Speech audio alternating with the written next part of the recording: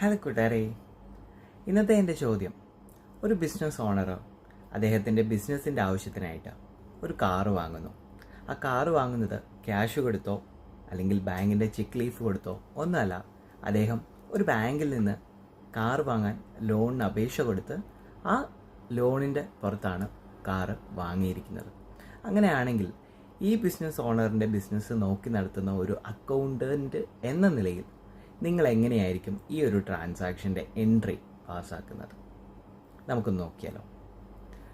ഇപ്പോൾ ഈ ഒരു ട്രാൻസാക്ഷൻ ക്യാഷ് കൊടുത്തോ അല്ലെങ്കിൽ ബാങ്കിൽ നിന്ന് പൈസ കൊടുത്തോ ആണ് കാർ വാങ്ങുന്നതെന്നുണ്ടെങ്കിൽ അതിൻ്റെ ജേണൽ എൻട്രി എങ്ങനെയായിരിക്കും? Car account at to cash അല്ലെങ്കിൽ ടു ബാങ്ക് എന്ന് വരും. കാറ് നമുക്കൊരു അസറ്റാണ്. ബിസിനസ്സിനെ സംബന്ധിച്ചിടത്തോളം കാർ ഒരു അസറ്റാണ്. അതുകൊണ്ട് കാറിനെ ഡെബിറ്റ് ചെയ്യുന്നു. എന്തുകൊണ്ടാണ് ക്യാഷ് അല്ലെങ്കിൽ ബാങ്കിനെ ക്രെഡിറ്റ് ചെയ്യുന്നത്? നമ്മുടെ കയ്യിൽ നിന്ന് ക്യാഷ് കുറയാണ്, അതുകൊണ്ടാണ് ക്യാഷിനെയോ ബാങ്കിനെയോ ക്രെഡിറ്റ് ചെയ്യുന്നത്. അതേസമയം നമ്മുടെ സാഹചര്യം എന്ന് പറയുന്നത് ബാങ്കിൽ നിന്ന് ലോൺ എടുത്തിട്ടാണ് കാറ് വാങ്ങിയിരിക്കുന്നത്.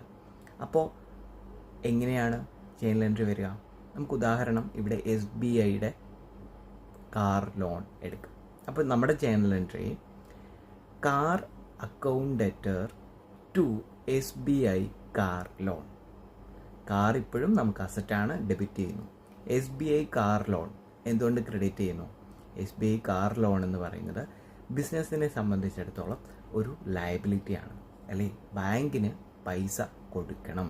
ബാങ്ക് നമുക്ക് പൈസ തന്നു കാർ വാങ്ങാൻ, അതുകൊണ്ട് നമ്മൾ കാർ വാങ്ങി, കാറിനെ ഡെബിറ്റ് ചെയ്തു. പക്ഷേ ബാങ്കിന് നമ്മളിനി പൈസ കൊടുക്കണം, അതുകൊണ്ടാണ് ബാങ്കിനെ ക്രെഡിറ്റ് ചെയ്യുന്നത്. ജേണൽ എൻട്രി ഒന്നുകൂടെ പറയാം. Cash account debtor to SBI car loan credit.